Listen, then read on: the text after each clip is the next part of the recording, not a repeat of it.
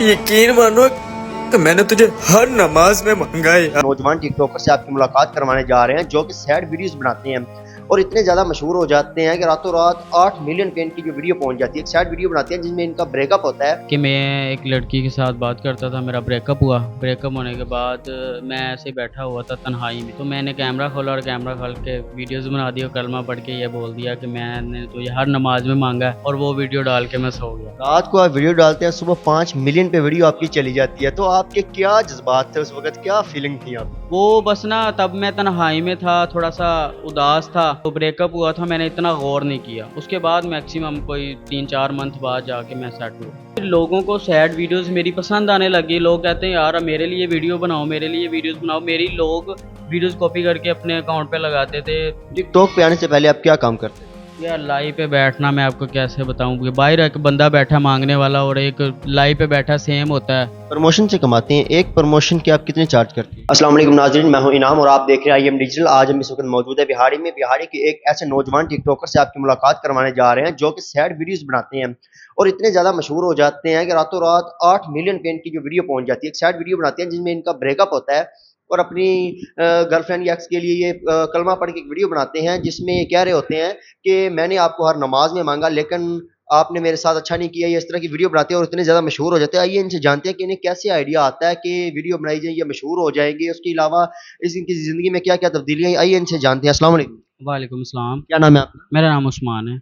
उस्मान साहब, हमें बताइएगा कि कैसे ख्याल आता है आप वीडियो बनाते हैं और रातों रात मशहूर हो जाते हैं? ये ख्याल मैं आपको ऐसे बताता हूँ कि मैं एक लड़की के साथ बात करता था, मेरा ब्रेकअप हुआ। ब्रेकअप होने के बाद मैं ऐसे ही बैठा हुआ था तन्हाई में, तो मैंने कैमरा खोला और कैमरा खोल के वीडियोस बना दी और कलमा पढ़ के ये बोल दिया कि मैंने तो ये हर नमाज में मांगा है, और वो वीडियो डाल के मैं सो गया। और सुबह जब उठा उसे 5 मिलियन व्यूज़ आए हुए थे, तो कमेंट इतने आए हुए थे, कुछ समझ नहीं आ रही थी।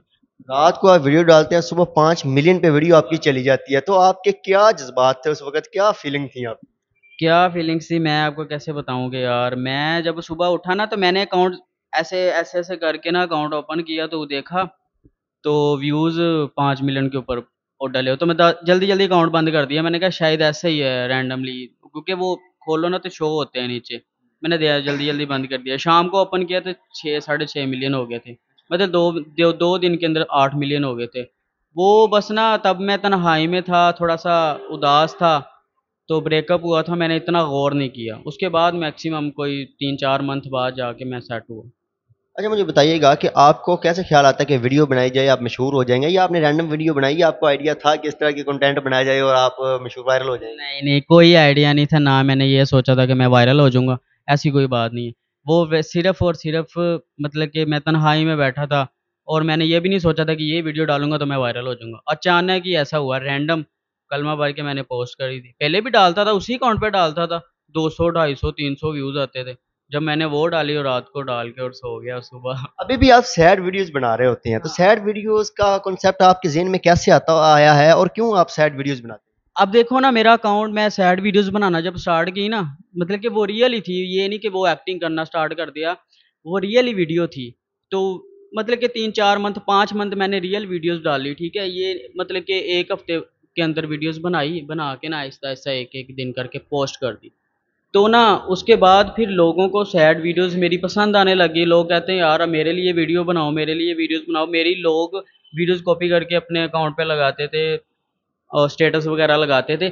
उसके बाद फिर मैंने एक्टिंग स्टार्ट कर दी। मैंने कहा यार, जो लोगों को मेरी मतलब कि वीडियो सैड पसंद आने लगी है, तो फिर मैं सैड की तरफ ही आता हूँ। अब मैं सैड वीडियोज़ ही उसके ऊपर डालना स्टार्ट कर दी। लेकिन ये है कि अब मैं ठीक हूँ, ये नहीं कि मैं अब रियल वीडियोज़ डाल रहा हूँ, ये नहीं है। टिकटॉक पे आने से पहले आप क्या काम करते थे? मैं खल वगैरह का काम करता था। क्या सैलरी थी आपकी? 18,000। 18,000 रुपये उस वक़्त सैलरी थी। अभी आप टिकटॉक पे अपने वीडियोज़ बना रहे हैं, इतने ज़्यादा मशहूर हैं। अभी आप टिकटॉक से या दूसरे सोशल मीडिया प्लेटफ़ॉर्म से कितना कमा लेते हैं? मैक्सिमम सिर्फ 1.5 लाख।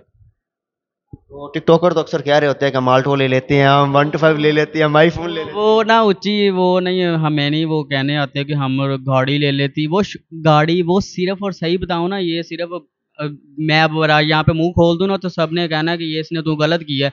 लेकिन वो बात पीछे की है, वो नहीं मैं बता सकता। लेकिन पैसा इतना नहीं है टिकटॉक के ऊपर। लाइव बैठोगे तो पैसा देता है, ऐसे पैसा नहीं देता। मैक्सिमम मैं तो अल्हम्दुलिल्लाह प्रमोशनें कर रहा हूँ। और मैं सबको बता भी रहा हूँ, पहले भी इंटरव्यूज़ हुए हैं, उसके ऊपर भी मैंने यही बताया कि मैं सिर्फ़ प्रमोशन करके पैसे कमा रहा हूँ, मैं लाइव नहीं बैठता हूँ। तो आप लाइव क्यों नहीं बैठते, ना बैठने की वजह? यार लाइव पे बैठना मैं आपको कैसे बताऊँ कि बाहर एक बंदा बैठा है माँगने वाला और एक लाइव पे बैठा सेम होता है। खच-खच यार फ़ायदा नहीं है। अच्छा मुझे बताइएगा, जब आप वीडियो बनाते हैं इतनी ज़्यादा वायरल हो जाती है, तो आपकी साथ ज़रा फैमिली भी देखती होगी, तो फैमिली का उस वक़्त क्या रिएक्शन थे? उस वक़्त उनकी क्या फीलिंग? जी, वो माशाल्लाह बहुत ज़्यादा खुश थे, लेकिन तब मैं खुश नहीं था, मेरा नया-नया ब्रेकअप था क्योंकि मेरे भाई जो छोटे हैं मुझसे वो बताते थे कि भाई की वीडियो इतने मिलियन पे चली गई है, इतने मिलियन पे चली गई, वो इतना लोग उसकी कॉपी कर रहे हैं ये वो। तो घरवाले खुश होते थे कि चलो हमारे बेटे को शौक भी था पहले। तो मैं ना फिर अल्हम्दुलिल्लाह घरवाले भी खुश होने स्टार्ट हो गए। वो कहते हैं कि चलो हमारा बेटा ना किसी की तरह ना इस सिचुएशन से गुज़र जाए कि ये सैड ना रहे, खुश रहे। लेकिन ये है कि अब मेरे वाले साहब को कॉल आती है कि आपके बेटे को मिलना है यार, वो मिलता नहीं है। तो घर नहीं होता, कहाँ होता है वो बताते नहीं है, ये फ़ोन नहीं उठाता। तो वाले साहब को कॉल करते हैं पहले कि हमें अपने बेटे का नंबर दो या उससे मिलना है, हमने मीटअप करना है ये वो। तो अल्हम्दुलिल्लाह अल्लाह ने बड़ी इज़्ज़त दी है। प्रमोशन से कमाते हैं, एक प्रमोशन के आप कितने चार्ज करते हैं? अलग-अलग रेट है जैसे कि मुख्तलिफ लगा लो, ब्रांड्स के लगा लो, जैसे अब अच्छा ब्रांड हो गया, तो उसकी 30,000 25,000 मुख्तलिफ ही है। 10,000 भी लेता हूँ नॉर्मली किसी की शॉप ओपन हुई है, उसने बुलाया कि यार मेरा ये थोड़ी-सी वीडियोज़ प्रमोशन कर दो ये वो या ऐसा कुछ, तो अलग-अलग। पहले आप एक गला मंडी में काम करते, जैसे आप बता रहे हैं 17-18 हज़ार रुपए मंथली कमाते थे, अब आप अल्हम्दुलिल्लाह 1.5 लाख से भी ज़्यादा कमा रहे हैं जो आपने बताया है। तो कैसा महसूस होता हुआ है कि उस वक़्त में और अब में क्या तब्दीली फ़ील करते हैं? 2000 लगा लो कि 17-18 की बात है, तो तब मैं कितनी सैलरी लेता था, मैक्सिमम 15,000 लेता था। जब मैं आया हूँ 23 में, तो मैक्सिमम 18 पे पहुँच गया। तो अब 18 और 1.5 लाख में फ़र्क तो होता है ना। तो अब मेरा मतलब कि अब पहले मैं घर पे देता था 10,000 रुपये खर्चा, 5,000 रुपये मैं खुद रखता था।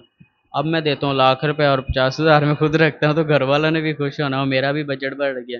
अल्हम्दुलिल्लाह बड़ा फ़र्क है, और ये भी है कि पहले भी ठीक था और अब भी ठीक हूँ, लेकिन ये भी अच्छा फ़ील होता है अब। आप इतने ज़्यादा वायरल हो जाते हैं, हमारा मुआशरा कुछ लोग सलाह भी करते हैं, अप्रिशिएट भी करते हैं, कुछ लोग तनकीद भी कर रहे होते हैं। तो आप मुझे बताइएगा कि आपको दोस्त अहबाब किस तरह से आपको देखते हैं?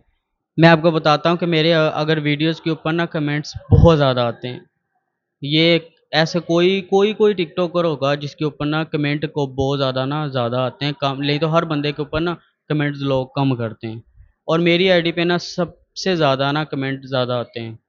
तो अगर 500 लोगों ने कमेंट किया है ना, तो बीच में कोई 10 बंदों ने कमेंट कर दिया ना कि यार ये एक्टिंग है, ये ड्रामा कर रहा है, तो मुझे उससे कोई फ़र्क नहीं पड़ता। मैं देखूँगा 450 लोगों को, जो अच्छा कमेंट कर रहे हैं। इसलिए जो करता है फिर करी जाए, मैं उनको देखूँगा तो फिर फ़ायदा नहीं है। ऐसे हमारे नाज़रीन जो टिकटॉक पे बड़ी देर से वीडियो बना रहे हैं लेकिन वो वायरल नहीं हो रहा है, उन्हें कुछ अर्निंग नहीं हो रही, तो उन्हें क्या आइडिया देंगे, किस तरह का कंटेंट बनाएँ और क्या तरीक़ाकार है इसका ताकि वो भी वायरल हो जाएँ? मैं उनको यही बोलूँगा कि सबसे ना अलग चीज़ यूज़ करें और अपनी वॉइस यूज़ करें। जब अपनी वॉइस बंदा यूज़ करता है ना, तो फिर ही बंदा वायरल होता है। अब किसी की वॉइस यूज़ करेंगे ना, तो उसका फ़ायदा होगा, खुद का नहीं होगा। तो खुद के मैक्सिमम 1000 व्यूज़ आ जाएँगे। अगर एक वीडियो वायरल हो भी जाती है, तो एक ही होगी, दूसरी नहीं होगी। अगर किसी की वॉइस पे करोगे तो, अपनी वॉइस पे करोगे तो आपका फ़ायदा होगा। अलग चीज़ ढूँढो, अलग चीज़ लेके आओ। टिकटॉक के ऊपर टिकटॉक भी बोलेगा कि यार ये अलग चीज़ लेके आए। अच्छा, एक चीज़ हमें देखने को मिलती है, आपका जो अकाउंट है उसके ऊपर यूके लिखा होता है। जी। अक्सर वो यूके क्या चीज़ है? इसके पीछे क्या राज़ है? यूके का मतलब ये है कि ये सारे लोग मुझे पूछते हैं भाई यूके क्या है, क्या नाम है? यूके से मतलब क्या है, यू से उस्मान और के से खान बंदे मेरा लोगो हो गया। तो लोगो लोगों ने बहुत कॉपी भी किया कि यार ये यूके लफ़्ज़ हमने यूज़ किया था, लेकिन पाकिस्तान में सबसे पहले यूके का लफ़्ज़ मैंने यूज़ किया है, और बाकी सारे ना मुझसे कॉपी कर रहे हैं। अब लोग कहते रहें मैंने किया है, ये तो गलत बात है। क्योंकि सबसे पहला अकाउंट मेरा ही था यूके के नाम से, मैक्सिमम ये 7 8 साल पुराना है।